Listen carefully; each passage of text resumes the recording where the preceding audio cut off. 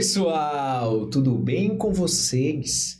Eu me chamo Matheus Fernandes, hoje estou na minha skin favorita, inclusive. Muito bem vestido hoje, inclusive. Não, hoje estou trajado porque o convidado é altíssimo nível. Não, que é isso, divulgar. Eu me chamo Matheus Fernandes, hoje estou aqui de preto para você. Não para você não, eu tô para minha esposa, mas a gente tá aqui na sua companhia e, enfim, eu espero que seja o suficiente. Aqui ao meu lado, trajado de pai de Off-White, Jovessi Júnior. Eu nem sei se Sei nem se aqui existe uma cor. Estamos aqui para mais um Dom Pódio, podcast católico da vida ordinária. E se você é um ordinário, se converta. Pelo amor de Deus. É importante. E deixa aí seu comentário, né? Você que estava ansioso por esse episódio, porque a gente fica fazendo suspense por quem tá aqui, mas você viu na foto. Ou então a pessoa estava esperando incessantemente e estava lá a foto o tempo todo. A gente vai fazer suspense por quem tá aqui, pelo amor de Deus. Então comenta. Deixa aí seu comentário, curta, compartilha, manda no grupo da família. Faz um grupo aí no WhatsApp com um total de quantas pessoas, Matheus? 1024 pessoas. Cabe muita gente. Eu não sei se tu vai ter paciência de fazer um grupo com bastante gente. Mas se tu tiver, faz o grupo e manda lá. Joga lá. Meu Deus, tão jovem. Não sei, as pessoas por curiosidade vão assistir o episódio e vão encontrar um conteúdo legal. Mas quem tá com a gente hoje, Matheus Fernandes? Hoje conosco, Walter de Soares. Salva de palmas! Doutor, muito bem-vindo. Muito bem-vindo. Inclusive, eu tô na dúvida aqui se eu chamo de doutor, professor, Valterdes, como o senhor prefere. Valterdes, perfeito. Valterdes é casado, pai, médico psiquiatra. O currículo do cara é grande, então calma, relaxa aí. Mestre em saúde pública na área de dependência química, voluntário no centro paroquial na paróquia Santa Terezinha do Menino Jesus, lá com o Padre Rivaldo, que esteve aqui conosco, então vale a pena, já assiste o episódio do Padre Rivaldo também, que tá muito bom. É professor de pós-graduação no Instituto de Ciências da Mente do Ítalo Marcilli, da Faculdade GPI de Pós-Graduação Médica e no Centro Universitário Uninova FAP. Muito bem-vindo ao Dom Pódio. Obrigado. Fora as ameaças. Fora aquele vou, não vou. Exato. Walter, diz aqui, o nosso papo, ele começa sempre como começa a história da pessoa com Deus, né? Tipo, como que nasce aí o Valterdes católico? Os primeiros passos aí na fé. Qual é a tua primeira memória da tua história com Deus? Bom, a minha primeira memória é lá de trás mesmo. Quando eu era criança, minha mãe foi sempre muito católica. Minha avó, que tem uma ligação muito grande com minha avó, a mãe da minha mãe. E ela tinha uma amiga, essa minha avó, que era freira. Lá perto da minha casa, lá onde eu morava com minha mãe, lá no Memorário. Sim, Zona Norte ali, Zona Norte. Sim. E lá tem a congregação da Madre Savina, e eles tinham um colégio público, né? Era assim, um colégio público que as freiras tomavam de conta, né? A estrutura era das freiras, mas os professores eram mandados pelo Estado, né? E aí minha mãe eu acho que ela trabalhava aqui no Itararé. Sim. E aí apareceu essa vaga lá e o pessoal disse, não vai não, que as irmãs lá são muito cacheias, são muito rígidas, rigorosas, você não vai gostar. Aí esse aqui minha mãe eu vou, que é perto da minha casa, dá pra mim ir a pé. Mas... Pegar 2 anos pra ir pro Itararé. Realmente. Tem sentido. Ela foi. Chegou lá, ela encontrou essa irmã Jacira, né? A irmã Jacira, que ela descobriu depois que era amiga da minha avó, que estudaram junto. Olha só, caramba! E assim, minha mãe também era sempre muito organizada. Sim. Então, meu amigo casou a mão com a luva. Muito bom. Aí a irmã Jacira era rigorosa, minha mãe muito organizada. E aí pronto, as duas se deram juntas. Se deram bem. Muito depois descobriram que a minha avó era amiga da irmã Jacira, que era a coordenadora, que era a diretora da escola. E aí eu fui estudar também lá, né? Nesse colégio de freiras. E lá eu fiz a minha primeira comunhão. E lá depois da primeira comunhão, comecei a participar de um grupo de jovens de lá, ligado à escola Irmã Maria Catarina Evrim.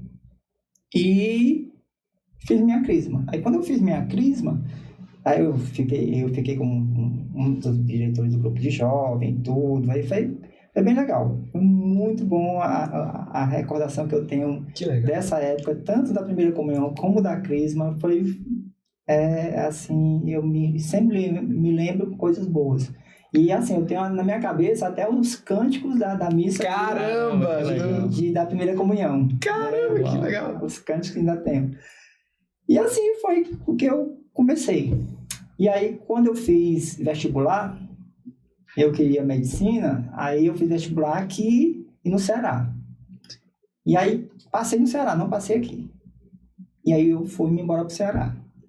E aí, lá eu fiquei 28 anos no Ceará. Nossa, bastante tempo. Fiz desde o início, né, do vestibular até o mestrado em Dependência Química e Espiritualidade. E assim, minha passagem no Ceará, casei com uma cearense, né? A irmã Jacira disse, não case com cearense, não. Se você casar com a cearense, elas são valentes. São valentes. Aí não adiantou, não. Eu trouxe minha esposa na época da minha noiva, eu trouxe para apresentar para a irmã Jacira. E aí, é o jeito da irmã Jacira. Mas a pergunta que não quer... É valente mesmo? É valente. É valente mesmo. É valente, porque ela ainda não é nem de Fortaleza, ela é do interior do Ceará, lá da região dos Inhamuns. Caramba, aí que ideia mais... Daquela região dos Inhamuns. Daquela baixinha e valente. Doutor, e falando assim de experiências, né? Porque às vezes é até complicado a gente pensar sobre isso, porque assim, muitas das pessoas que passaram por aqui, e aí eu falo muito da minha experiência com Deus, né? Foi uma coisa gradativa, né? Aquilo que a gente vive é tão comum da gente estar vivendo que algumas coisas passam despercebidas, né? Mas o senhor tem memória de algum momento que você entendeu, existe um Deus, existe algo maior que realmente está comigo, que está presente.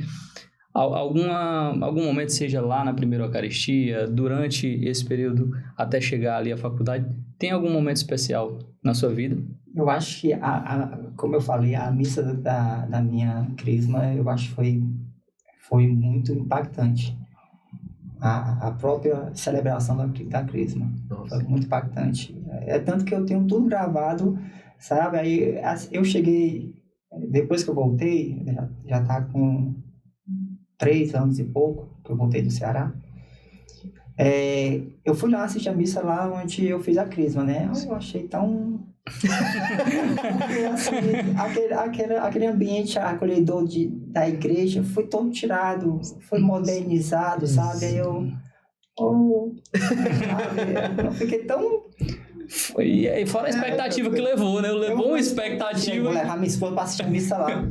Aí quando a gente entrou, aqui, ó, tudo diferente. Não tá aqui. Tudo diferente. E aquela... Porque, assim, sabe aquele modelo da igreja antiga que ainda tem na Amparo? Sim. Por que eu gosto tanto de ir pra missa na igreja do Amparo? Porque ainda é aquele ambiente ali. O ambiente do Padre Rivaldo também. Eu vou, às vezes, à missa na Santa Terezinha do Menino Jesus, lá no Liceu 2. Mas eu frequento muito mais no Amparo, que também é mais perto, né? Minha esposa faz catequese lá pra se crismar, né? Esse ano ela se crisma. Que ela ainda não era crismática. Olha, que legal, que legal. Aí eu gosto de lá. Quando eu cheguei lá, era aquele ambiente mais assim que não tem um altar, aquilo, não é aquela penumbra que aconchega, aquela monte de luz. Sabe, eu fiquei meio... Os símbolos litúrgicos, eles contam muito, né? Eles contribuem bastante para a nossa experiência de fé. E tem essa parte aqui, né, lá atrás... E tem uma parte que foi meu retorno para Teresina e foi meu encontro com a Mirella, com o Essed e com o Padre Rivaldo e posteriormente com a Igreja do Amparo. Sim. Né? Que assim, a Igreja do Amparo que eu frequento, eu conheço o Padre José Pinho de lá da igreja, né? Mas o meu contato é maior com o Padre Rivaldo. Tanto que eu considero assim, quando é a parte espiritual, que é o negócio dele atender, né? Sim. Que a gente estava conversando aqui antes, eu acho que eu só vou para ele se ele for me atender primeiro. Que legal. Ele tem que me atender primeiro. Ele tem que me dar um norte aqui. Por quê? Porque quando eu fui pro Ceará, eu era católico, aquele negócio todo, mas é uma coisa que eu acho que a gente vai discutir depois. A faculdade desvirtua. Demais. Né? A faculdade desvirtua, o ambiente universitário desvirtua, é muito bebedeira, é muito fora da igreja, é muito... E aquilo dali vai aos poucos contaminando as pessoas. Eu nunca participei de bebedeira que não é minha linha, nunca fui de beber isso daí, é tanto que depois que eu entrei como decidi trabalhar a dependência química com meus pacientes, eu parei de beber totalmente, nem social, nem nada, nem um golinho. Porque a primeira coisa que o paciente diz, o senhor bebe? Assim, não, bebe não, quem ele disse que eu bebo? Caramba, é isso. Né? Porque aí já baixa a bola dele para ele, ó, se eu consigo, você também consegue. Aí, nesse caminho aqui, a gente, né, eu e minha esposa, a gente começou a se perder. E a gente saiu da igreja. Né? A gente saiu da igreja, passou acho que 12 anos afastado e em outra religião. Sim, né? sim. Em outra doutrina espírita. Sim. Que curiosamente é muito presente também, né? Tem muitos contatos ali com a academia hoje em dia. Né? Que tem muitos contatos. E é tanto que quando eu entrei no mestrado, né, só tinha essa vaga que você podia entrar com a questão da espiritualidade, mas a minha orientadora era espírita, né? E aí a gente entrou. Só que juntou alguns gatilhos de você estudar, né, e você procurar estudar sobre a origem das igrejas como um todo, de você estudar sobre política. Então, assim, eu acho que foi um abrir de olhos que algumas pessoas podem achar ruim, mas Olavo de Carvalho, que eu comecei a assistir alguns vídeos dele, e ele reiterando, assim, você sai da sua igreja, vai para outra, porque você não conhece a origem do cristianismo. Exato. Então, se você conhecer a origem do cristianismo, você vai ver que as outras são descendentes dele. Você vai ver que muitas das outras começam a pegar coisas do cristianismo e dizer que é uma coisa nova. E a gente viu isso. Porque, assim, o que a gente gosta sempre de estudar bastante, eu e minha esposa, e a gente viu que muita coisa que era pregado na outra religião era Santo Agostinho. Olha só. Né? Assim, era um dos teólogos a base dos grandes pensadores.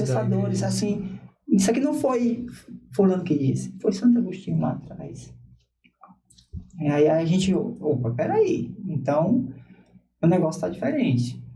E com a vinda da gente para Teresina, que a gente saiu de Fortaleza, a gente queria ir para um lugar menor. Eu já estava bem, com tudo já direcionado lá para Canindé, já estava 3 anos trabalhando em Canindé, trabalhando para a Associação Franciscana. Caramba, olha só. Eu dizia até assim, gente, minha carteira de trabalho é assinada por São Francisco.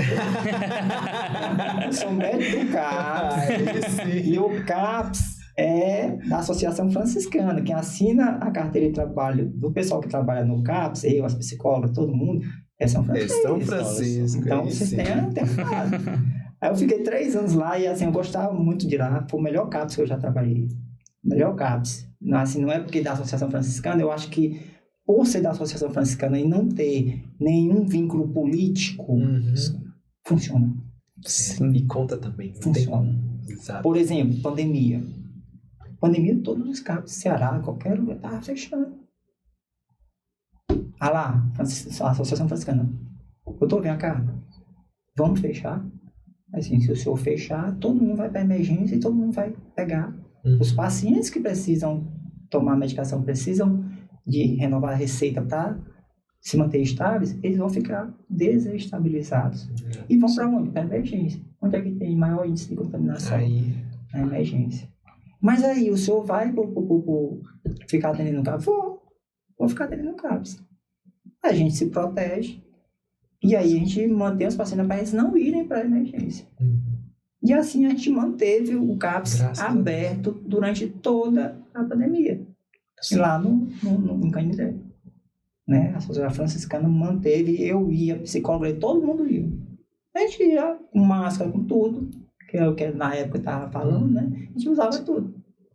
E mantivemos o CAPS aberto. E aí foi esse direcionamento, né? E aí apareceu essa questão, que é uma longa história da gente vir para Fortaleza, de Fortaleza para Teresina. Sim. Minha esposa, minha mãe pegou Covid, e aí eu vim tratar da minha mãe, porque eu queria tratar da minha mãe, porque tinha uns colegas e era muita celeuma atrás desse negócio desse Covid, que não faz isso, não faz aquilo. Eu vou fazer o que eu quiser, eu vou fazer o que eu acho que é certo, eu vou fazer o que é que os amigos da gente, não, vamos por aqui, vamos. E minha mãe saiu, meu pai saiu, os dois pegaram. Quando eu vim, eu já vinha tomando um remedinho, né, que a gente não vai falar. Não peguei, cuidando da minha mãe de cara, sem máscara, sem nada. Não peguei.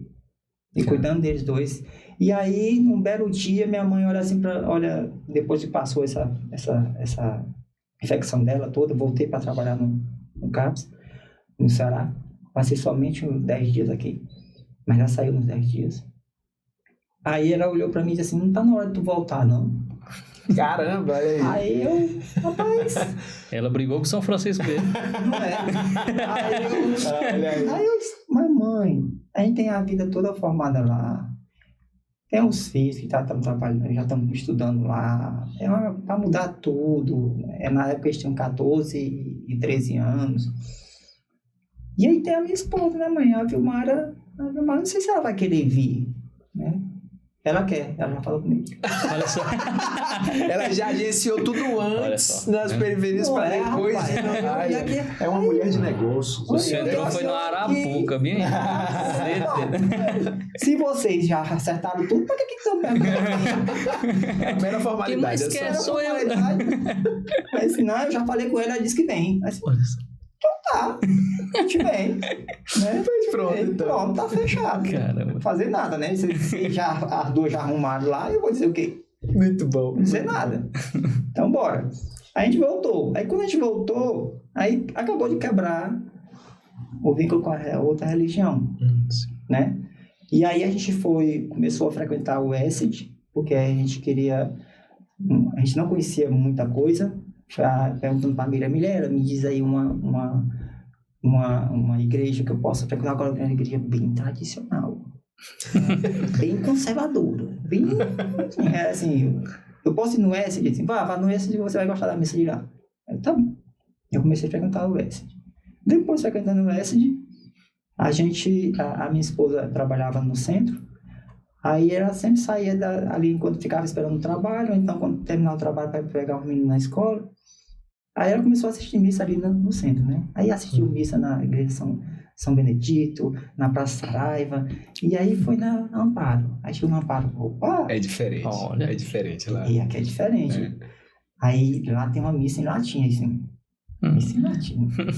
Aí tu não tá querendo conservador, né? Isso conservador, que é isso? Aí eu vou. Bora. A gente vai assistir a missa no latim, né? Aí sabendo do João Grilo lá da não sei o que. Latim, seu bispo.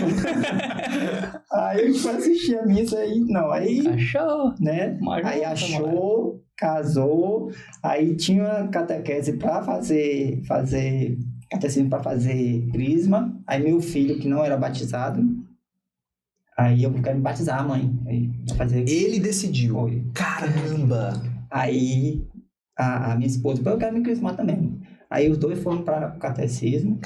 Aí foi nesse momento aqui também, de início, que aí eu conheci o Padre Rivaldo. E aí eu fui conversar com o Padre Rivaldo. E aí a gente começou a direcionar. E assim, Padre, eu nunca deveria ter saído. Né? Aí, tanto que a minha esposa disse, o Padre Rivaldo é muito mansinho contigo. Aí, essa penitência que ele deu pra você não serve, não. Porque o Padre Zé de Pinho quase me lasca de uma penitência. Muito bom, muito bom. Aí, vai conversar, não tem nada de... Cada um com seus pecados. Vai resolver, pagar a sua conta. Mas a sua penitência tem que ser igual a minha, que a gente tava voltando. De ter ido pra fora, de ter saído da igreja. Então tem que ser igual. Isso não, vai pra lá. Aí ela tanto que hoje ela diz, mas hoje minha penitência tá melhor. Porque o padre, toda vez que você vai se confessar com o Padre Rivaldo, ele arranja uma viagem pra você. Então a minha é menor. Em casa, pelo menos. Hoje tá melhor. Então, assim, essa nossa volta também marcou muito a nossa entrada na missa lá na UESD. E a nossa entrada lá na paróquia do Amparo e do Padre Rivaldo. Cara, que legal, que história bacana. Isso de ter um diretor espiritual é muito importante, né? Sim. Inclusive, eu vou cravar agora na minha cara, eu vou achar um diretor espiritual para mim. É muito importante, eu tava lendo que o Davi, meu menino, é louco Padre Pio. Tudo do menino é Padre Pio, aí eu comprei o livro do Padre Paulo Ricardo, morto de ciúme do livro, né? Que é a história em quadrinho do Padre Pio. Que, assim, nem aconselho para uma criança muito nova ver, não, né? Porque assim, é até um teor até político também no livro, em certo momento, né? Porque, querendo ou não, tem na história do Padre Pio ali, né? Uma das batalhas mesmo que ele venceu. E aí, essa questão da direção espiritual, por um certo tempo, ele foi proibido, né? De estar ali como diretor espiritual, até mesmo de celebrar, ele foi proibido. E ele cumpria, né? E ele cumpria, né? As pessoas às vezes queriam e ele era quem era mais obediente, né? Não queria deixar, não posso. E aí, depois foi voltando, né? Aí ele podia celebrar a missa, mas sozinho, só poderia ter uma pessoa ajudando ele, né? Na celebração, no quarto, era tudo fechado e tudo. E aí isso da direção espiritual cria um vínculo tão forte ali, né? Que as pessoas que eram acompanhadas por ele, né? Tinham a direção espiritual dele, ficavam fora, vendo só a luzinha lá acesa, mas iam rezar próximo da casa onde o Padre Pio ficava, porque sabia que ele estava rezando naquele momento, mas queriam estar de alguma forma em comunhão, né? Em comunhão espiritual para aquele momento. Então, é muito importante, né? E você falando, e a gente percebe o quanto faz parte, né, desse processo de retorno mesmo para casa de vocês. É curiosíssimo, porque hoje, no dia da gravação desse episódio, eu estava conversando sobre direção espiritual com a minha esposa, com a Thaís, exatamente sobre isso. Falando sobre diretores espirituais, né? Da dificuldade de encontrar a disponibilidade, e não só a disponibilidade, mas também a confiança de você ter um diretor espiritual que vai entender as suas batalhas espirituais, vai entender o seu caminho de conversão para poder te levar da maneira correta, né? Te levar do jeito que tem que ser e tal. E que é um desafio você encontrar assim, um sacerdote que seja bom e, tipo, fiel a Deus o suficiente. E, tipo assim, os poucos que nós temos são muito ocupados. São muito ocupados. Então, a gente... São ocupados arranjando mais coisa pra salvar. Exatamente. A gente reza para que os novos sacerdotes que estão aí nos seminários e tal, eles venham, assim, com essa sede de levar almas pro céu, né? Essa sede de contribuir com a salvação das almas, né? Mas, Valtete, tu falava aí sobre a questão do atendimento lá no Ceará e na volta para cá e do contato com o Padre Rivaldo e tudo. Indo para essa parte profissional, médico-psiquiatra, como é que surge essa inclinação para o que te chamou a atenção nessa área e o que te atraiu aí nessa área específica da medicina que é a psiquiatria?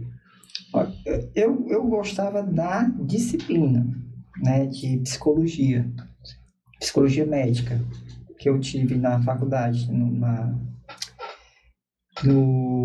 5º semestre. E tinha um professor lá que era bem velhinho, né, que eu comecei a acompanhar ele no horário de meio-dia, que ele tinha um ambulatório que era meio-dia. Acredito. Rapaz. Sem rumo demais, gente. Perdi. Uma fome danada. Aí os pacientes ficavam esperando ele, meio-dia que ele ia atender.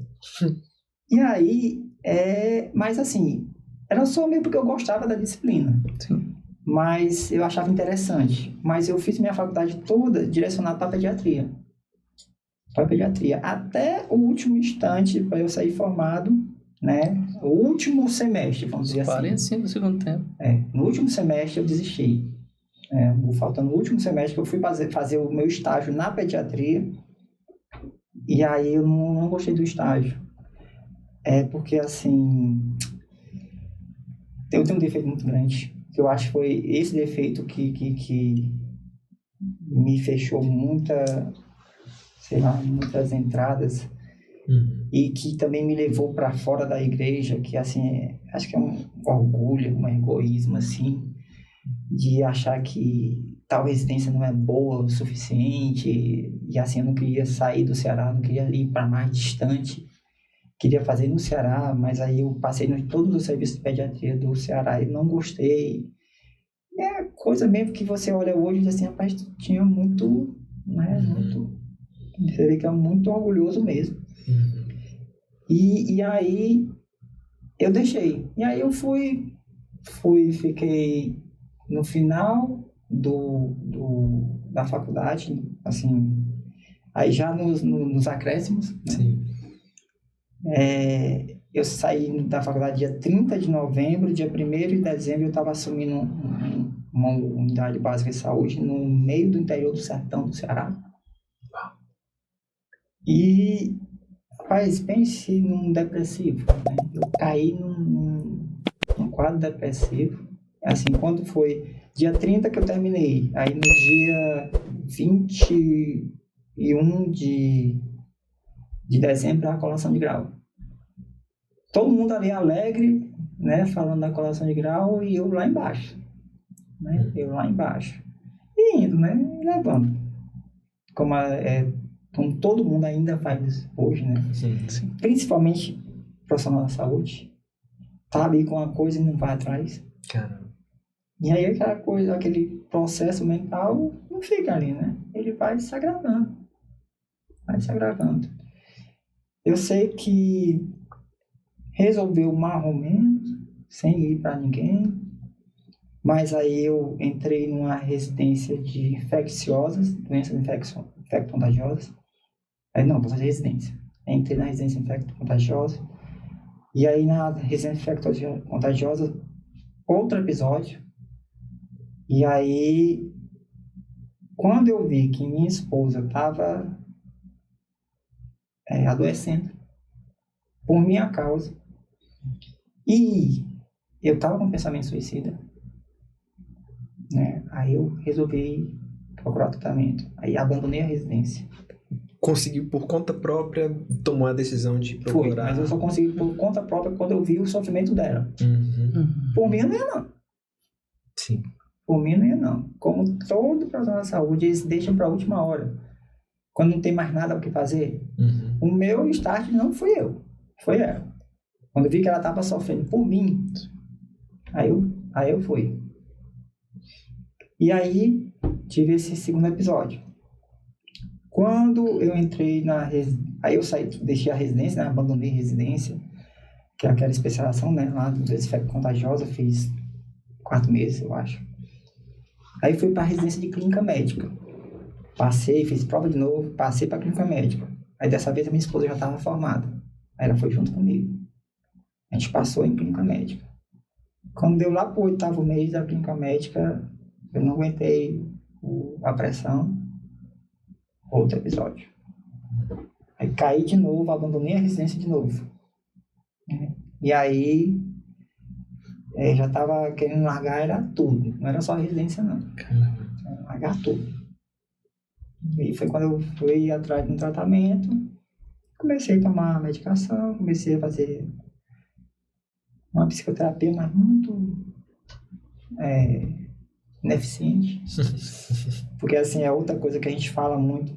Você tem que ter um bom psicólogo. Se um bom psicólogo você não leva o tratamento à frente, fica aquele meia boca, né? Aí, mas consegui ficar na medicina, né? Fui fazer medicina do trabalho, terminei medicina do trabalho, depois fui fazer concurso para o INSS, aí virei perito do INSS, passei, virei perito do INSS, virei instrutor de peritos do INSS, e lá na perícia do INSS, qual a perícia mais difícil?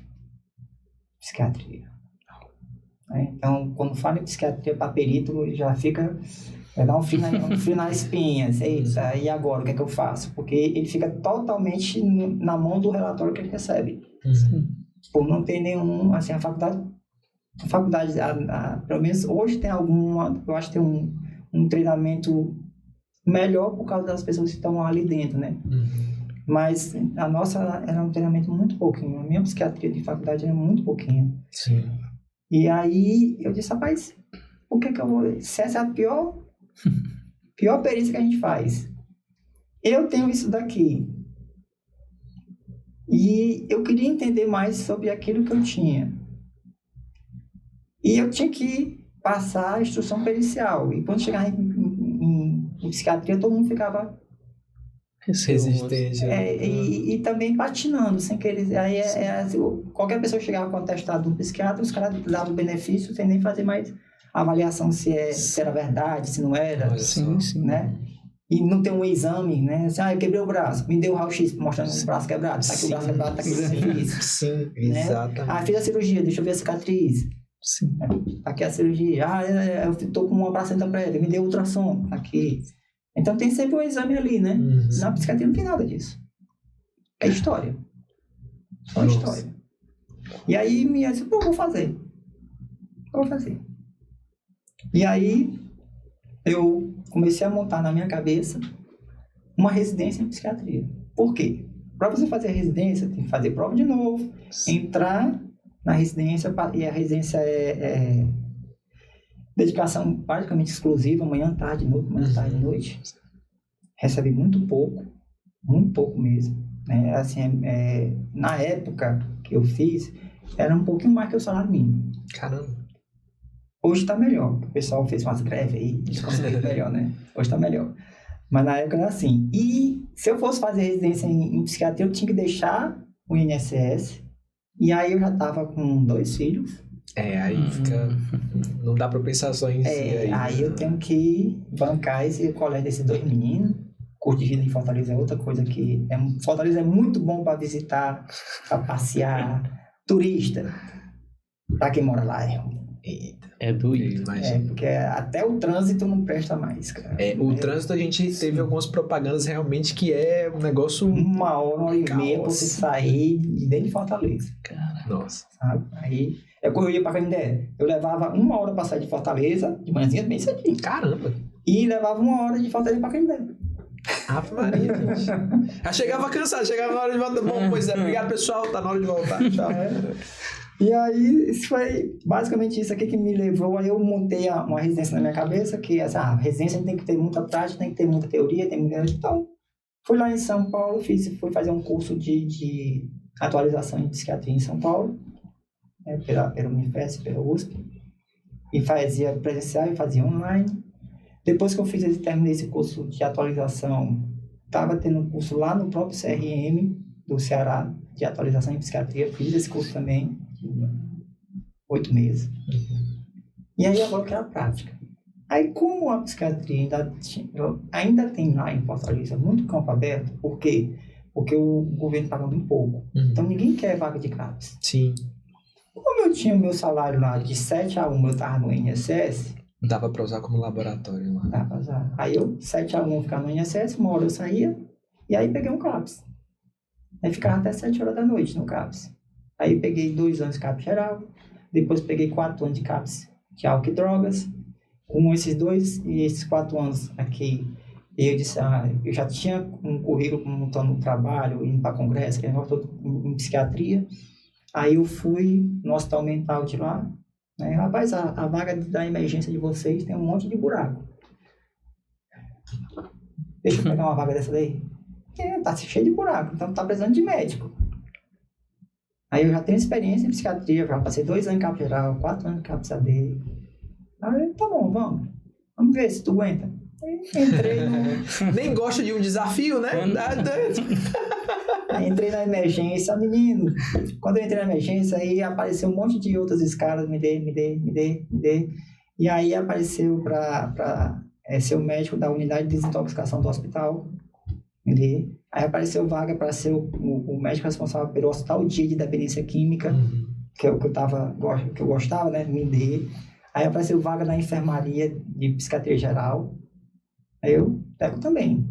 Aí sim o INSS. A INSS, nessa época eu fiz a prova de mestrado. Aí tinha a minha aprovação do mestrado para começar o mestrado. Aí cheguei para o INSS, eu queria um afastamento sem remuneração para fazer o mestrado. Aí não me deram. Aí eu pedi recurso. Foi negado. Aí foi onde é que eu assino aí a exoneração. Cara. Aí em 2016 eu assinei a exoneração do INSS. Aí fiquei trabalhando no hospital de psiquiatria, só psiquiatria, e fazendo meu mestrado em dependência química e espiritualidade. Cara. E enquanto isso, o teu tratamento pessoal estava correndo? Já tinha acabado? Já tinha concluído? O tratamento qual? O seu tratamento pessoal. O seu tratamento que você tinha feito de... Ah, não. Aí sim. Aí foi nessa época do INSS que foi o período assim, que eu estava mais adoecendo, porque assim, eu ia para um trabalho, o CAPS-AD, que eu ficava até 7 horas da noite. Era pesado. Sim. Era muito pesado, mas eu saía bem. Realizado. Sim. Quando eu estava no INSS, era bem mais maneiro. Eu saía muito mal. Aí eu tive uma crise de pânico, um ataque de pânico, em cima do quadro depressivo, que o pessoal que estava infartando. Parei o carro, assim, estou infartando, vou morrer. Aí, é a mesma coisa que é ataque de pânico. Ataque de pânico simula muita coisa, mas não é nada, é só a mente. Assim, não é nada físico, é tudo na mente. Aí fui fazer um monte de exames cardíacos, tudo normal. Esteira perfeita, tudo perfeito. Caramba. Aí eu, rapaz, não vou ficar morrendo no INSS, não. Aí foi quando eu decidi também sair, não quero me dar meu afastamento sem remuneração, que a gente pode entrar, tem servidor, o estatuto de servidor. Legal, tá bom, então vamos embora. E nessa época eu tava, até eu gosto de brincar, né? Eu ganhava X no INSS, mas era X menos 1.500. Para eu bancar remédio e psicólogo. Maria, olha aí. Né? E aí, quando eu saí do INSS, 4 meses depois, a minha psicóloga dá alta. Me dá alta. Olha só. Encontrou o tratamento. O tratamento tava lá. Encontrou o remédio, a medicação. Né? E aí, eu fiquei só com a minha psiquiatra para manter o remédio. Aí, como já tinha tido 3 episódios graves de depressão, aí a gente já tem indicação de manter o remédio ad eterno, né? Assim, não tira, que vai ficar que nem um antihipertensivo. Sim. Né? E não tira, e eu fiquei só com ela fazendo esse ajuste e fazendo meu trabalho. Cara, que legal. Aí lá no Hospital Mental, depois eu fiz a prova de título, né? Que você pode ser psiquiatra ou com qualquer outra especialidade da medicina, ou você comprovando que trabalha naquela área e fazendo uma prova de título, que é uma prova pesada, ou você fazendo a residência. Aí 3 anos de residência, aí não precisa fazer essa prova de título. Sim. Né? Tem as 2 áreas. Só que a residência é 3 anos e a comprovação para fazer a prova para ter direito a fazer a prova de título são 6 anos. Caramba. Né? É sempre o dobro da residência. Então, eu quero fazer cardiologia. Cardiologia são 2 anos de clínica mais 2 anos de cardio. São 4. Então, você tem que comprovar que trabalha com cardiologia 8 anos, e fazer a prova de título prática, teórica. Caramba. Pensei que eu fiz tudo isso, passei, e lá dentro do Hospital Mental, eu ainda era instrutor dos residentes. Muito bom.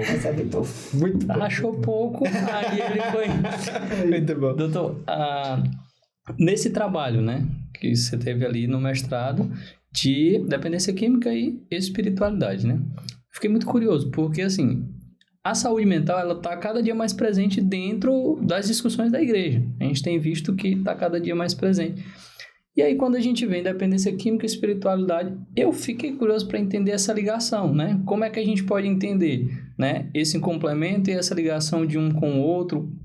Como que a gente pode entender mesmo à luz dos seus estudos. Pronto, assim, nos congressos de psiquiatria, os congressos nacionais, né, tem um palestrante, um médico psiquiatra lá da Faculdade de Juiz de Fora. Sim. Ele tem um serviço lá de espiritualidade, né, estudar espiritualidade. E aí eu comecei a ver, eu vou assistir essa palestra aqui dele. E aí fui assistindo a palestra e me interessando sobre o tema, né? Porque, apesar de eu não estar dentro da igreja, estava na outra religião, mas eu sempre gostei do tema relacionado. Sim. Porque eu não achava que era dissociado. Eu sempre achei que estava tudo ali junto. O corpo funciona, a mente funciona, o nosso espiritual é mais importante. E eu fui vendo que... Aí fui abrindo, fui estudando e vendo as coisas. Quando eu fui fazer o meu mestrado, no projeto que eu fiz, aí eu botei como uma das justificativas, que é a própria Associação Mundial de Psiquiatria, Associação Mundial, liberou um documento, isso no finalzinho de 2016 para 2017, dizendo que a evidência científica era tamanha que eles decidiram liberar essa documentação, eles chamam de... lembrar o nomezinho lá, onde eles falam que a evidência é gigante, que quanto mais a espiritualidade é desenvolvida no paciente, ela é inversamente proporcional ao adoecimento mental. Uau! E que ela deve ser fomentada tanto nas faculdades, onde o profissional está em formação, então o psiquiatra em formação deve ter essa orientação, como o psiquiatra que está em treinamento, como o psiquiatra que está em pesquisa, como o psiquiatra que está dentro do seu consultório. Então, seria que, comparando como o cardiologista prescreve atividade física, o psiquiatra deveria prescrever a espiritualização do paciente. Nossa. Porque a evidência era muito grande. Então, tem um pesquisador norte-americano, Harold Kane, ele tem livros só sobre isso. Então, ele concatena vários estudos gigantes. Não é estudo como o povo faz hoje de 15 gatos pingados, que é uma série de casos, né? Não é um estudo. Aí dizem que por esse estudo de gato pingado aqui, a maconha serve para alguma coisa, né? Ainda faz no chat GPT. Ainda é no GPT. Não. Estudo de peso. Comparando pessoas que têm espiritualização, pessoas que não são espiritualizadas. Ou seja, não é as pessoas que têm espiritualidade não é ir à missa somente. Ele tem que participar. É um processo de mesmo cultura espiritual que a pessoa... espiritual. Não vale só dizer que eu tenho tal religião, porque assim, ele não faz a diferenciação em católico e outras religiões. Né? Contanto que a pessoa diga, eu sou evangélico, mas eu faço isso dentro da igreja evangélica. Eu sou católico, não vou só à missa, eu faço isso. Se for só a missa, ele não entra no critério. Porque não tem substância, tipo, da vivência prática. Não é o selo de religiosidade, é a vivência mesmo, né? E aí eles foram pegar essas pessoas que tinham espiritualização desenvolvida, religiosidade desenvolvida, com essas pessoas que não eram espiritualizadas, que não tinham essa religiosidade desenvolvida. Gente, isso aqui é tanto na saúde física como na saúde mental. Caramba. É gigante a diferença. Gigante. Gigante ao ponto de ter um estudo falando sobre longevidade. Quem tem espiritualização, quem é espiritualizado, vive 7 anos e meio a mais do que esse outro grupo aqui. Caramba! Longevidade. E aí vai atrás. Aí tem estudo com HIV, vendo a carga viral, vendo a resposta ao remédio. Nossa. Aí tem o que você imaginar, principalmente depressão e dependência química. Então tem estudo de tudo, mostrando que a espiritualidade é protetora. E quando você pega especificamente depressão e dependência química, ainda é maior a evidência. Né? E aí, com isso daí, eu justifico a pesquisa, né, que eu estava querendo fazer, e aí eu vou atrás de estudar onde eu trabalhava, que era no hospital de dia de dependência química, com os pacientes que passavam o dia no hospital e a noite em casa. Sim. E final de semana em casa. E aí, fazendo uma avaliação com eles para saber o quanto a espiritualidade estava envolvida neles na manutenção da abstinência, do afastamento das drogas.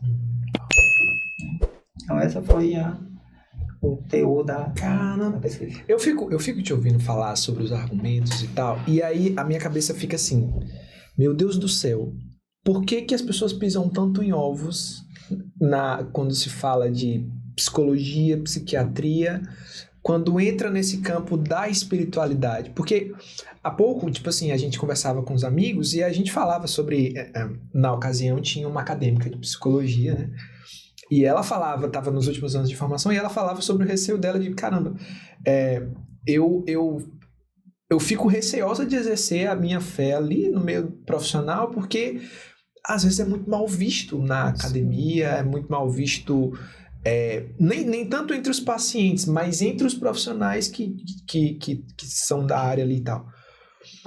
Por que existe esse pisar em ovos quando se trata de espiritualidade nessa parte envolvendo a saúde da mente?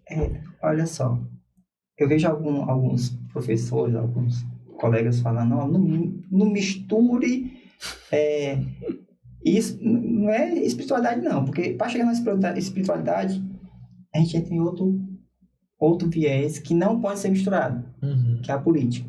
Quer dizer, não pode ser misturado por mim, mas por eles podem. Por quê? Um direcionamento político da universidade hoje leva ao afastamento da espiritualidade. O direcionamento político, né?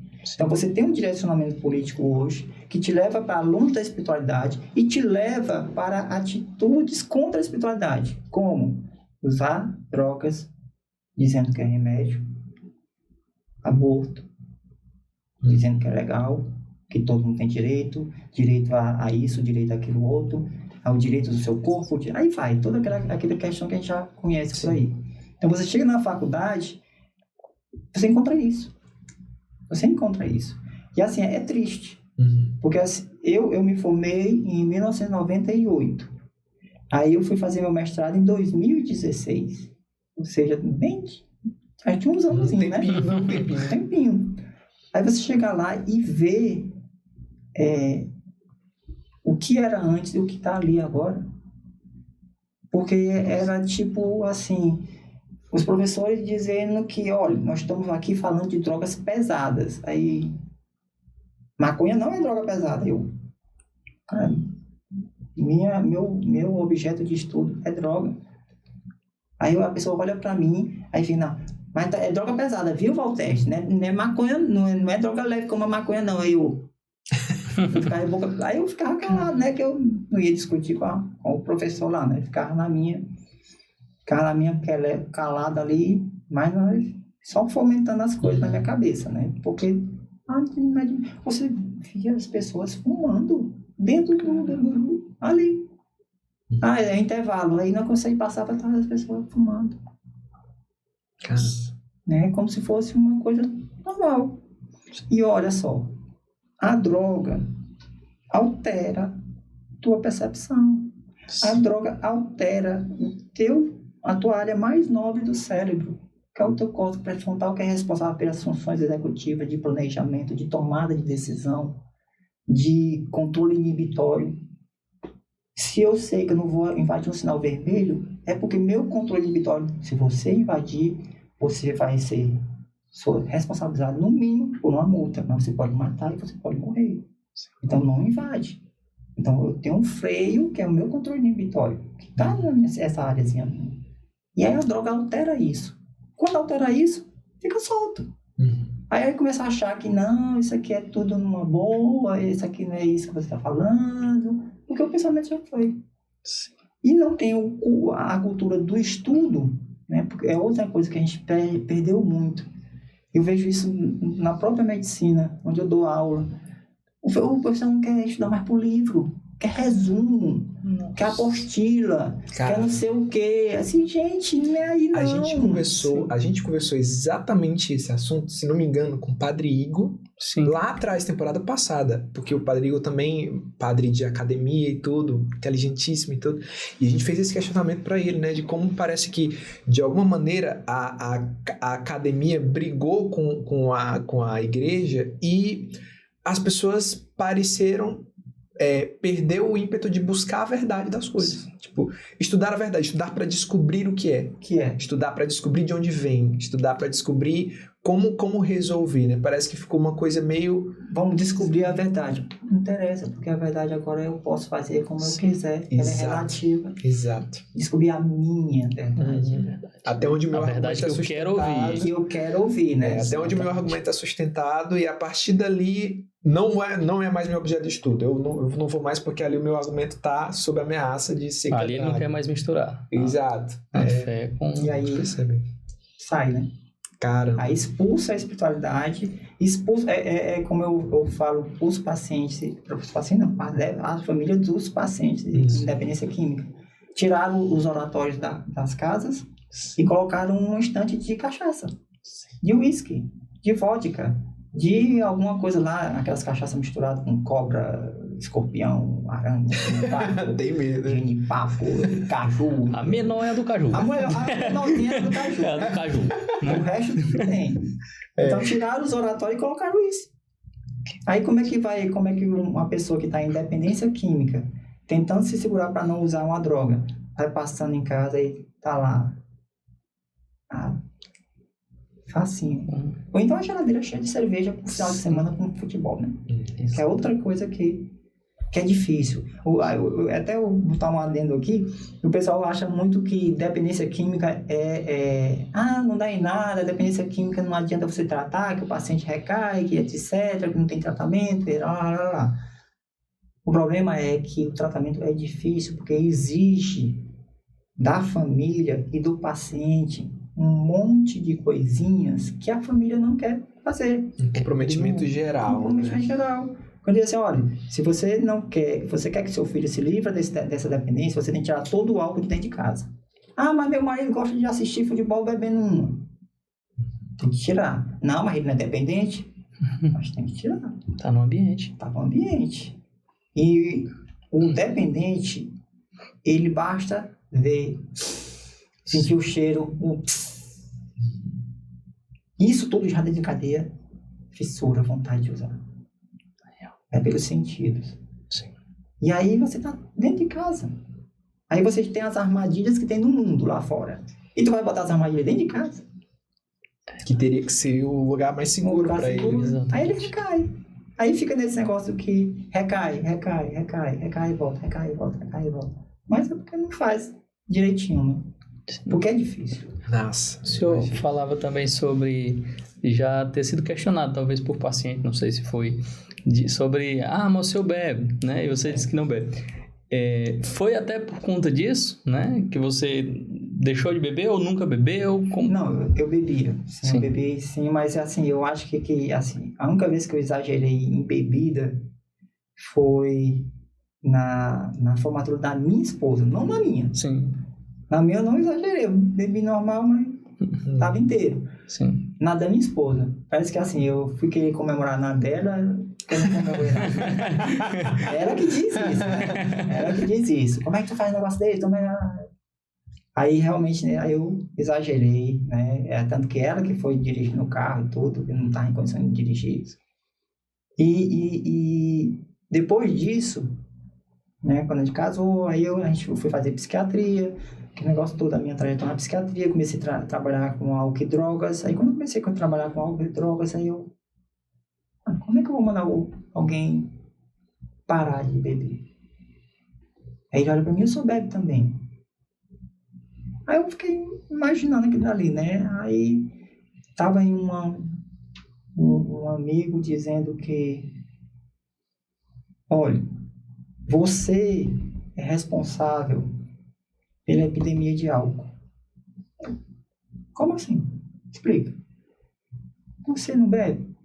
Bebe.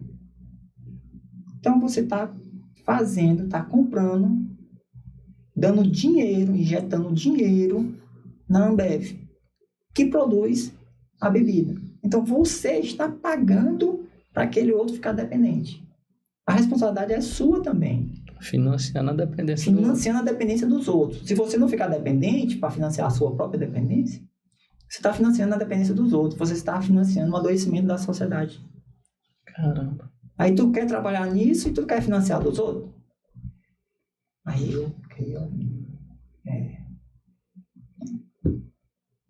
também a gente não vai precisar de beber para ser feliz. Sim. E aí fui juntando isso aqui, o A com o B, né? Sim. Aí, vou parar de beber. Aí, parei de beber, vez assim, muito diferente, muito distante uma da outra, vai pegar uma cerveja sem álcool, certo? Sem álcool, pra fazer companhia com o meu irmão, que meu irmão gosta de beber. Aí fazer companhia pra ele, né? Sim. Mas assim, você não precisa do álcool para você viver. Sim. Você não precisa do álcool para viver. Você está fomentando e você pagando para os outros, para a doença se disseminar. Isso é uma atitude que é até você ver isso no financiamento dos CAPs. Existia uma medicação antiga que ainda é até hoje muito eficiente, que é aquele antietanol. Sim. Foi tirado do mercado pela empresa farmacêutica com a justificativa lá que não precisa nem falar, porque são justificativas fúteis para retirada do medicamento. Mas era um medicamento que era R$10 a caixa e que fazia muito efeito. Isso era o motivo. Era barato para eles. Era barato para eles e tirava a dependência de quem? Exato. Da empresa que vende. Né? Então, esse medicamento que era R$10 para o paciente comprar, não tinha no CAPS. Assim, por que não tem no CAPS? Isso é tão barato. O CAPS tinha uma medicação que era um pouco mais cara do que essa e não tinha disulfira no CAPS. Era muito estranho, eu achava muito estranho. Assim, poxa. Caramba. E aí depois é que eu venho caindo no A mais B, né? Que aí você vê que esta empresa, que é a maior empresa na Bolsa de Valores do Brasil, não é a Petrobras, ela banca a campanha política de presidenciáveis. E aí, quando esse presidenciável ganha, ele não vai financiar a melhora do CAPS, né? De AD para uma medicação mais atual. Sim. E hoje não tem as medicações que são mais ou menos para entrar em abstinência para álcool, não tem no CAPS. Caramba. Não tem no CAPS AD. Se o paciente quiser, compra. Caramba, curiosíssimo esse negócio. Valteres, tu falava aí sobre os vários casos que tu já pegou, né? Inúmeros lugares, mas foi todo lugar que eu nem me lembro mais como foi. Mas, enfim, são muitos casos como objeto, como, enfim, conhecimento da pessoa, do paciente que está do outro lado e tudo, né? E dos próprios estudos profundos e tal. Eu imagino que em algum desses casos, supondo, mas em algum desses casos, tu já se deparou com alguns que, tipo assim, chegaram com uma demanda, mas quando o estudo sobre o caso ia se aprofundando, não encontrava exatamente aquilo que a pessoa estava colocando. Ou seja, ou ela se confundiu com um laudo, ou ela fingiu. Como você falou um negócio que também me deixou com a pulga atrás da orelha, né? Na psiquiatria e na psicologia não tem muito como comprovar ali, né? Tem o exame na ultrassom, tem o raio-x e tal. E na psicologia acaba que fica essa questão da narrativa, né? É possível o profissional, ele, analisando um caso, né? Ele ter a certeza do laudo, a certeza do diagnóstico do paciente, né?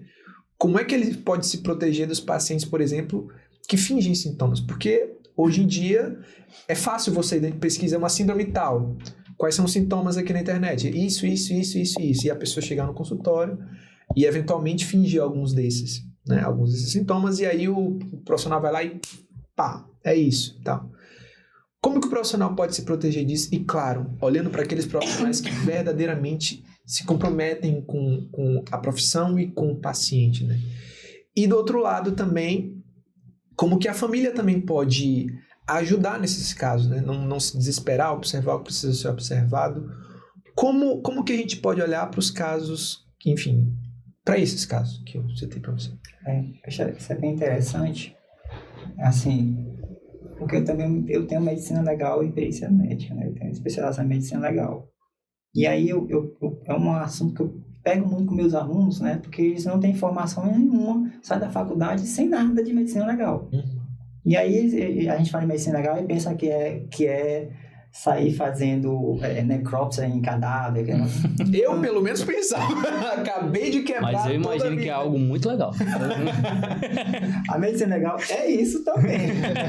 A gente tem o médico legista que faz essa parte também. Mas existe a medicina legal, que é você ver a parte legal da medicina. Legal em termos de legislação. Sim. Né, do que é certo, do que é errado, a parte ética, né, deontológica da medicina. Eu tenho que saber disso daqui, até onde eu posso ir e eu não posso ir, o que eu posso fazer, o que eu não posso fazer, né? Porque se você não souber disso, você cai em várias armadilhas lá fora e que podem gerar complicação para você lá no futuro, né? Por exemplo, eu digo até para os meus alunos, olha, eu sei que vocês estão indo para as OBS de estágio, estagiando no CAPS, e eu sei que vocês pegam um bloco lá de receita para fazer renovação de receita, né, para os médicos que estão lá, não deixe de fazer. Se o médico mandar você fazer, faça, porque o carimbo dele está indo, não é seu. Agora, quando vocês tiverem seu carimbo, não façam isso. Aí eu tenho uma aulazinha que eu mando para eles, resolução tal do CFM. É proibido renovar receita sem a presença e o exame do paciente. Como é que tu renova um bloco de receita sem nem saber quem é? Aí você tem que ver o paciente para renovar aquela receita para aquele paciente específico. E analisar se ele realmente deve se manter naquela dose ou não. Se já precisa diminuir, se precisa aumentar, etc. Porque existe legislação para isso. Aí se você fizer isso porque o secretário de saúde mandou, porque o diretor da UBS mandou, porque alguém mandou e der um galho lá na frente, ninguém vai responder por você, não. É você que vai responder lá no CRM ou na Justiça Civil. Ou na penal, dependendo do caso. Né? Que vai ver, como eu fazia parte da Comissão de Medicina Legal do CFM do Ceará. E a gente viu um monte dessas coisinhas aí. Então, a medicina, a psiquiatria tem essa questão de ser difícil você comprovar a simulação, mas se você estudar com afinco a evolução das doenças conhecidas, você vai ver que aquela pessoa que quer simular, ela simula a doença mental como ela vê. E não como é o trajeto normal da história natural daquela doença. Mas para isso você tem que ter tempo para examinar, para ouvir. Porque se você for fazer uma consultazinha de 15 minutos, tem nem passou, você caiu ali do simulador. Mas se você tiver tempo, eu dou aula de simulação na psiquiatria. Se você tiver tempo, é o melhor artifício para você pegar um simulador. É cansar ele. Porque simulação cansa. E ele cai. E ele começa a se desesperar e começa a falar coisa que não casa uma com a outra. E aí você só... Não afronta. Não afronta. Se você afrontar, ele pode ficar violento. Aí você não afronta, só tira a sua conclusão e pronto. Mas não afronta. Esse daqui é muito importante. A outra é, você está no seu consultório. Aí você está lá no seu consultório, aí chega um paciente querendo simular um TDAH para ter uma receita de um remédio que é uma droga estimulante, aquela receita amarela é droga, é uma anfetamina. A anfetamina é um grupo de droga que vicia. Sim. Então ele quer uma receita daquela, ou quer um relatório para ele ter direito a determinada questão legal. Por exemplo, um atestado de TDAH aumenta o tempo de prova no Enem.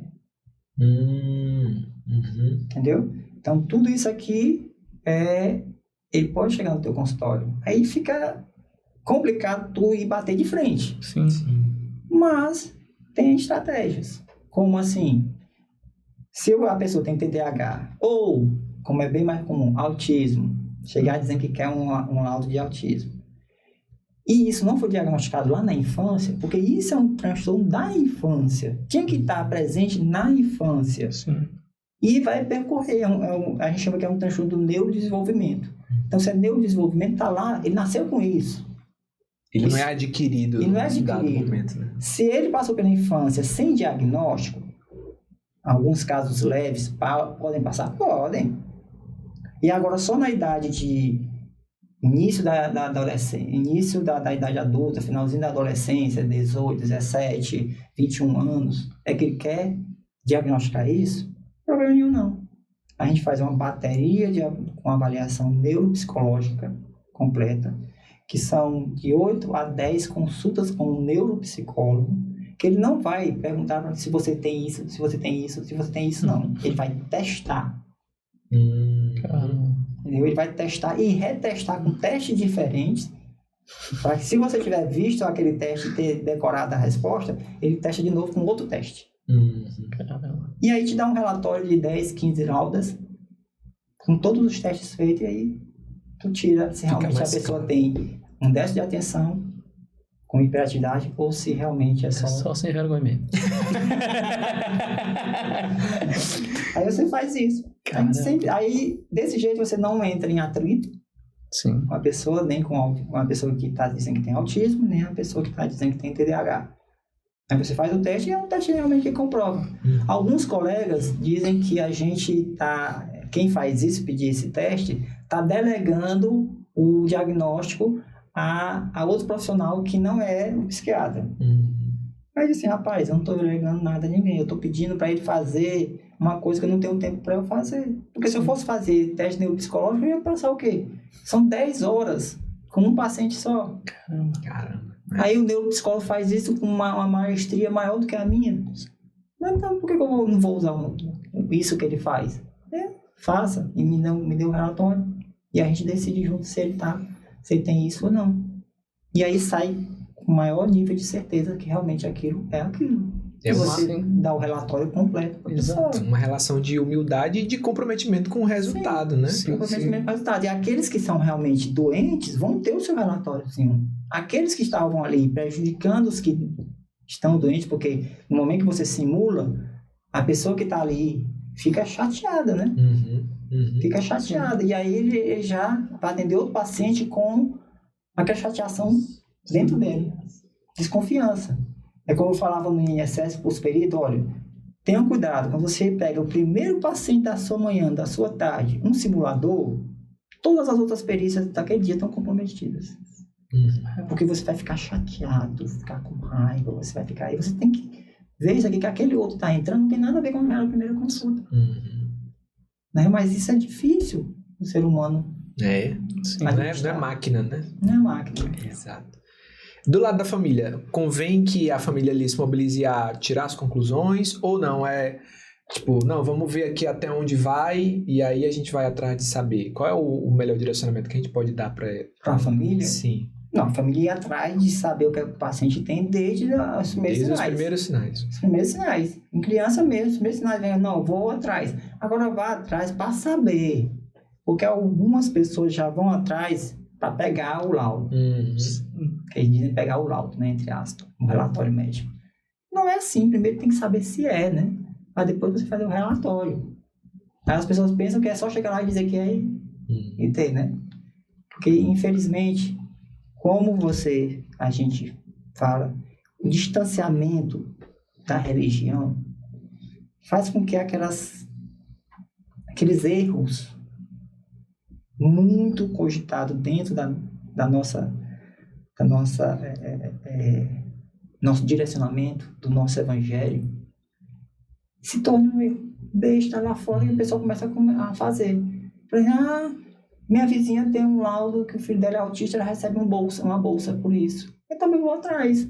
Como se isso fosse uma besteira, né? Se torna uma coisa banal, não tivesse consequências morais e espirituais.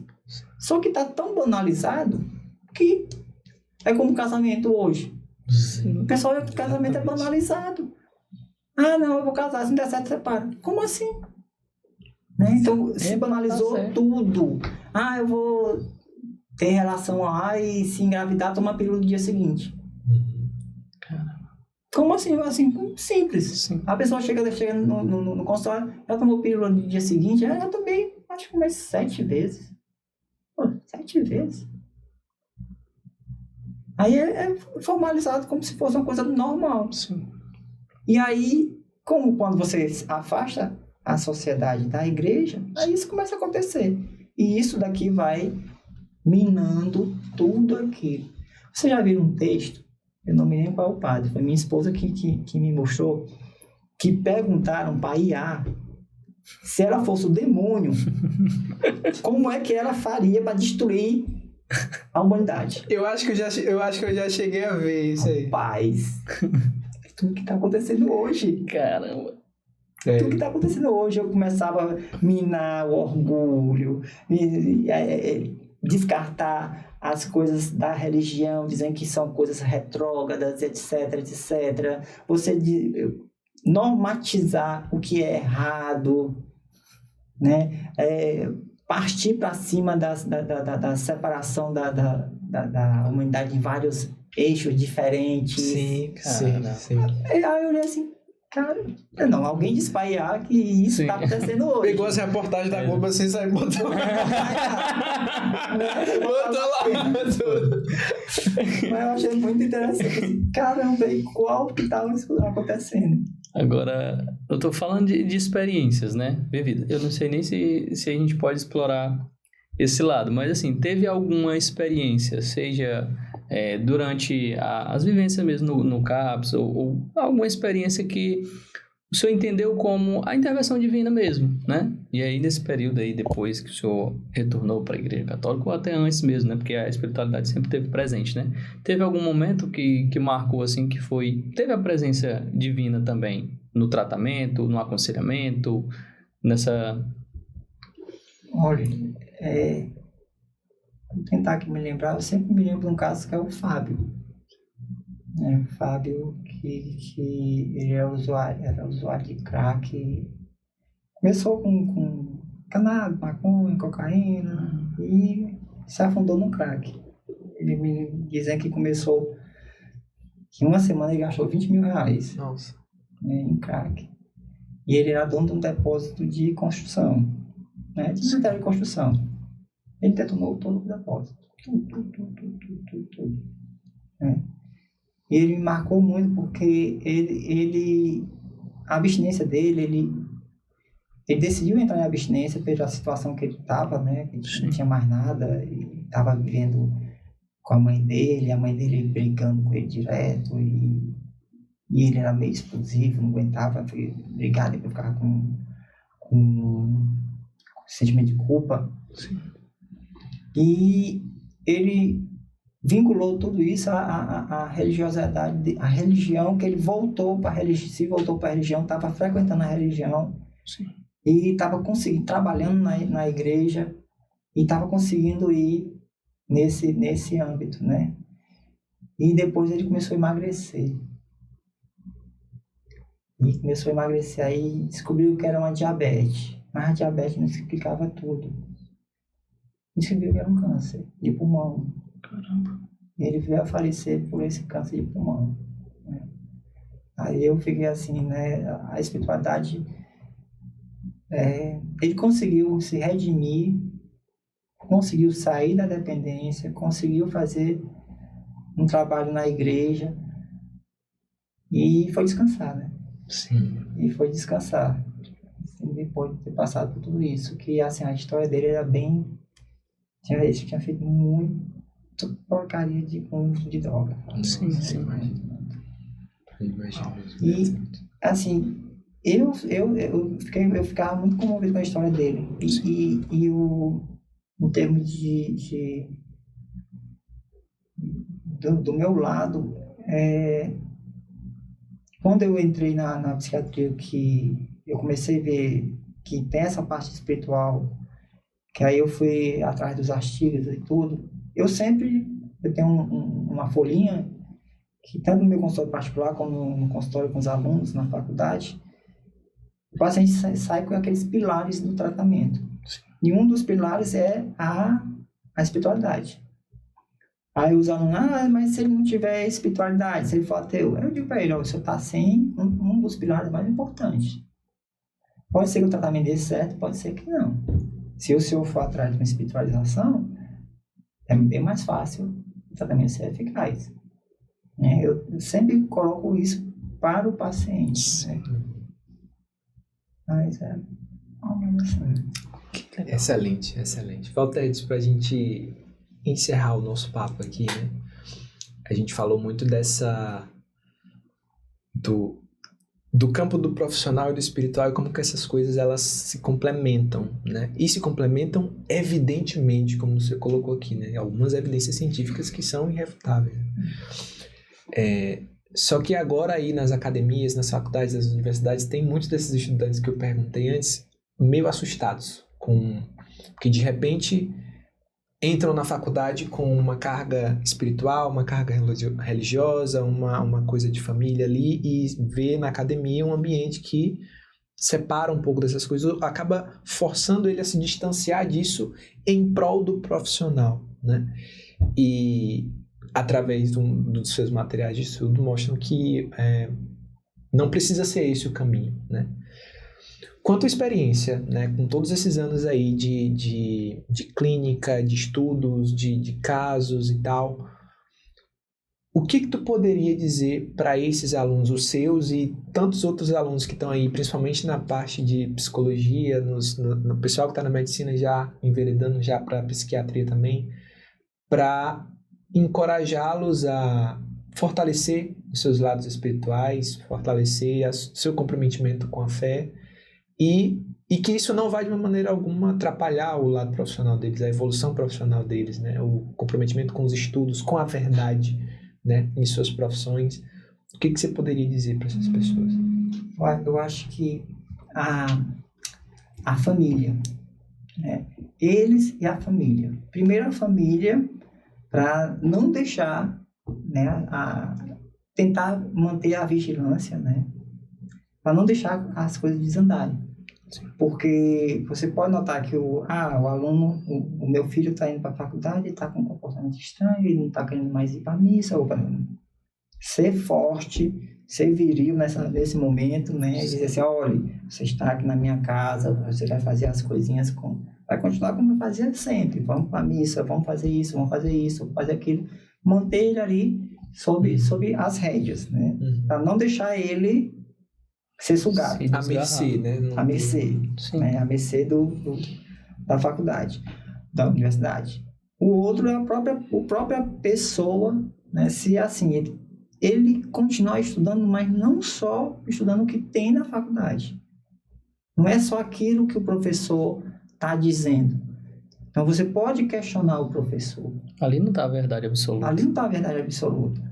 Então, você pode questionar o professor. É claro que você tem que aprender a questionar, né? Porque se você for muito incisivo, aí você vai ser reprovado. Questionar com humildade, né? Você vai ser reprovado. Mas, se você deixar o seu ponto de vista, não, aqui você vai começar a ganhar respeito. E você só ganha respeito se você provar seu ponto de vista. Sim. E se você só consegue provar o seu ponto de vista se você estudar o assunto. Então, eu sou uma pessoa religiosa, eu sou um católico praticante, isso.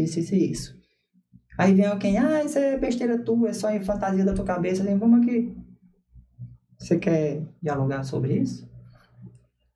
Porque aí, num momento desse, você até convence o cara que né? Só solto na buraqueira. E você pode convencer ele. É como eu falo para os pais em relação à dependência química, não tente argumentar com o seu filho que está usando droga sem você saber o que é que aquela droga que ele está usando faz. Porque ele é doutor naquela droga. Só na parte ruim, né? Só nas mentiras que ele pega no YouTube da vida. Ou no Google lá da vida. Mas se você estudar sobre aquela droga, você chega para ele no embate. Se você for para o embate, vá preparado. Porque se você for dizer que é errado e que isso faz mal, ele, não é o suficiente. Ele come seu fígado com informação. Só dizer que o filho da Claudinha morreu porque estava usando esse negócio. Aí não dá. Ele tem que ser enfático e ter embasamento. Então, a família tá ali perto, vigilante, para não deixar ele ser sugado. E ele não tem vergonha da sua fé. Porque, cientificamente, quem está errado é quem não é. Porque nem isso, não que você joga em embasamento da academia, é assim, olha, quando eu vou falar com um paciente que é um paciente meu, assim, olha, eu estou falando aqui do jeito que está escrito ali.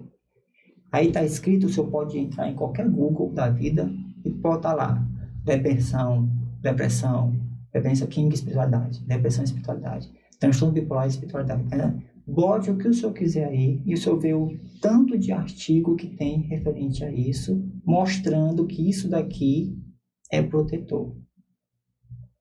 Então, não sou eu que estou falando, não sou eu como católico, não sou eu como padre, não sou eu como evangélico, pastor ou qualquer outra coisa, não. É a academia que está falando isso. Então, e o estudante não sabe nem disso. E eles escondem, né? Sim. E assim, dentro da universidade, esconde esse âmbito. E aí, se você abre a cabeça, olha, existe isso aqui. E tem livro sobre isso. Vá lá, pergunte lá no PubMed da vida quantos artigos tem sobre espiritualidade e saúde. Você vai baixar. São mais de 3.000 artigos. Caramba. E aí você, eu quero selecionar, quero estudo, caso controle, estudo duplo cego randomizado, bote lá. Que aí você vai vendo. Aí não que ele vai ver isso, ele pega coragem para assumir. Sim. Não, o senhor está dizendo aí, mas quantos estudos tem aqui falando da espiritualidade? Porque realmente, como você diz, na formação do psiquiatra e do psicólogo, a gente é tolhido. A gente é jogado assim para... né, isso aí que vocês estudam. Isso vem de tanto... Por exemplo, todo mundo aqui sabe quem é Freud. Sim. Todo mundo sabe quem é Freud. Tudo quanto até menino não tá os estudantes que não tem nada a ver com a área de saúde, sabe o que é Freud? Dificuldade Freud. Não é que Freud não teve sua importância, Freud teve sua importância. Foi um muro divisor, sim. Mas por acaso, hoje, eu faço cirurgia como fazia cirurgia no século XIX? Não, eu evoluí. Mas todo mundo ainda fala do Freud como se fosse um negócio inquestionável. Sim. E um contemporâneo de Freud, ninguém fala. Quem é que ouviu falar de Viktor Frankl? Quase ninguém. Quase ninguém. Você chega na faculdade de psicologia, eles não sabem. Chega na residência de psiquiatria, eles não sabem. Nossa Senhora. Eles não sabem. E aí você vai mostrar assim, gente, Viktor Frankl, 4... como é que se diz aqueles campos de concentração? Sim. 4 campos de concentração e o cara saiu com a cabeça no ponto e organizando e ajudando os outros. Sim. Freud fugiu. Ele ficou pelos pais. Perdeu os pais, perdeu a esposa, foi pro campo, tudo. E desenvolveu uma psicoterapia, uma linha, a logoterapia. E ninguém ouve falar de Viktor Frankl. Nem fala de Viktor Frankl. Só Freud. Né? Aí fica difícil. Mas há esperança, né? Aí tem. Por último, a gente tem que ter fé que mesmo acontecendo aquilo que a inteligência artificial está tentando lá, tem um final que ela não sabe. Exato. Ela não tem acesso, ela não tem como saber. Não é porque não estão falando do Vitor que ele não tá lá. Exatamente. Ele tá. Ele tá. É isso. Que conversa boa. Que conversa maravilhosa. Foi um prazer. Eu ainda vou passar alguns dias digerindo, porque é denso. Caramba, muito bom. Muito bom. Eu que agradeço. Então, muito obrigado. Espero que tenha curtido, espero que tenha gostado do papo, gostado da nossa casinha aqui, né? Então, foi ótimo. Putz, que legal que você gostou. É isso. E aí, assim, né? Que laudo que a gente pode dar pra uma pessoa que assiste o episódio até aqui e não se inscreveu nesse canal? Tem gente, eu acho que é um caso gravíssimo que tem que ser muito estudado. Né? E eu acho que aí nem a psiquiatria precisa adentrar mais ainda na religiosidade. Exatamente. Tá só na superfície. Exatamente. Então é isso. Você que tá rindo agora de nervoso, se inscreva nesse canal. Deixe o seu comentário. Não fique por baixo, não. Mude esse seu cenário agora. Você pode ser curado. Então, manda aí no grupo da família, no grupo da paróquia, no grupo dos amigos. Lembra de fazer aquele grupo para mandar para as pessoas. Faz alguma coisa, né? Te interessa. As pessoas precisam saber e precisam conhecer. E é importante, né? Se foi edificante para nós, porque não pode ser para tantas outras pessoas. Exato. E é isso. Tem mais algum recado que você queira deixar? Como que as pessoas te encontram? Exato. Eu tô no Nova FAP, né? Tem o meu Instagram. O meu Instagram, para quem quer aprender a lidar com um paciente dependente químico, por onde a família começa o tratamento. Sim. Meu Instagram é somente para dependência química. Somente para dependência química. Eu faço mini cursos aos sábados à noite, né, em lives, que aí a pessoa pode interagir, fica melhor, né, mostrando o papel fundamental da família no tratamento da dependência química. Agora, é um papel que exige muito comprometimento da pessoa, da família em si. E eu acho que, deixando assim, acho que uma mensagem final não se esconda, não esconda a sua fé. Não esconda a sua fé, não esconda a sua religião. Exerça a sua religião, mostre a sua religião onde você estiver. Quem ficar, sei lá, dizendo alguma coisa negativa sobre a sua religião, ele está por fora. Ele não está nem com aquilo que ele defende, que é a academia, porque a academia deu o braço a torcer. A gente ainda tem muita resistência daquelas pessoas que não conhecem isso. Sim. E você pode dialogar com essas pessoas e ser incisivo, mostrando para elas, existe pesquisa nisso. E a pesquisa mostra que a religião é protetora para a saúde mental. Então, eu cuidando da minha religião, eu estou cuidando da minha saúde mental. Um pilar mestre nisso daqui. Certo? E aqueles que já estão doentes, tem estudo para isso também. Então, ele não é só um fator protetor para quem ainda não desenvolveu doença. É um fator protetor para quem já está doente, ele melhora mais rápido. Tendo a sua religião, exercendo sua religiosidade. Né? Não tenha medo, porque a academia, essa academia que você conhece, a academia lá fora não. Porque é a Associação Mundial de Psiquiatria. Sim. A Associação Brasileira de Psiquiatria tem um departamento só de espiritualidade e psiquiatria. Olha isso. Um departamento. Do jeito que tem um departamento de doenças do transtorno do humor, tem um departamento de doenças, de transtornos mentais, a relação entre a espiritualidade e os transtornos mentais. Olha isso. Caramba. Sensacional, cara. Eu saí daqui feliz. E aí, para ajudar nesse seu processo de espiritualidade, faz aí uma maratona nos episódios do Dom Pode. Tem muita coisa aí de conhecimento, muita coisa importante, conteúdo aí que vai influenciar aí nesse teu processo. Tem mais alguma coisa, Matheus Fernandes? É isso. Então, eu quero só deixar aquele cheiro maroto no seu coração. Né? Você que acompanhou até aqui, um abraço, rezem por nós, rezem pelo Valtedes, pela família dele, rezem pela profissão dele, né? Para que ele continue aí alcançando mais e mais almas através do trabalho dele, do apostolado dele, da vida dele. E rezem por nós. Tamo junto, é isso, até a próxima. Tchau, fiquem com Deus.